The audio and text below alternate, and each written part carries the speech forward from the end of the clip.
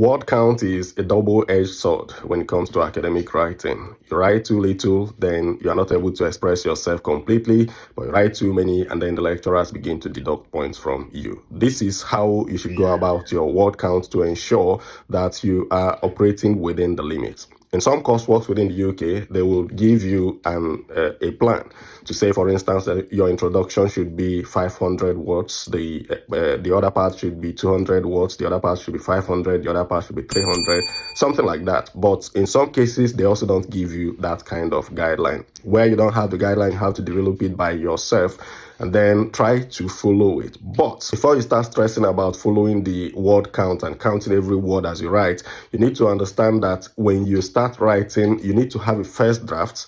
And then in the second draft of your writing, that's where you actually work on cutting down to meet the required word count in your work. How do you do it?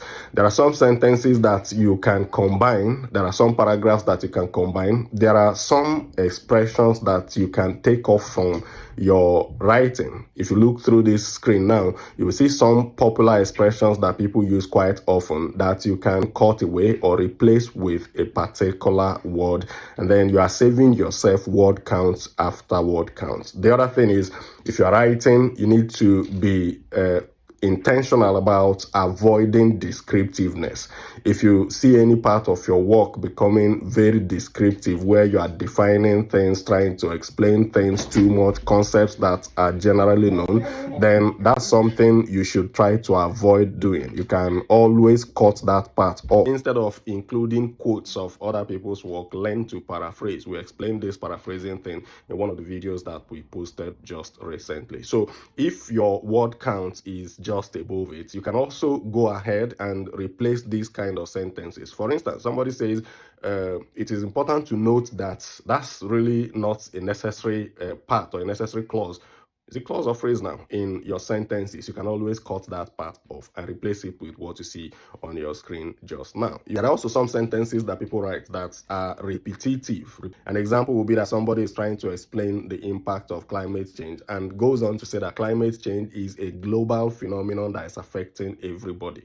You see, the fact that it's global already takes care of the fact that it's affecting everybody. And so you can say something like climate change affects everybody, or climate change is a global phenomenon. You are cutting out words, and every time you write your first draft, there will always be instances where you can cut out these words and reduce this number of words that you've written. The other thing I would recommend that you do, which is now number 3, is that you can look at the cited sources that you've included.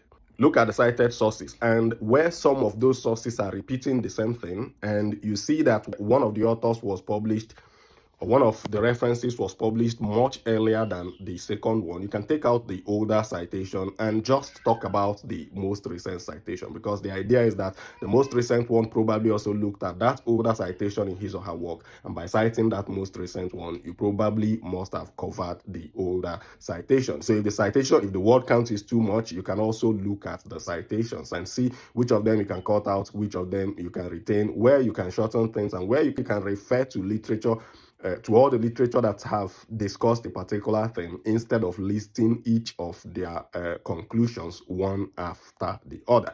These are some of the tips that you could use, and if you find this video very useful, you can go ahead and share it with others. I would, in another video, discuss what counts towards those word counts and what does not count towards the word count, so that you know what to bother yourself with and what to not bother yourself with. This is Academy of Scholarships and Transitions.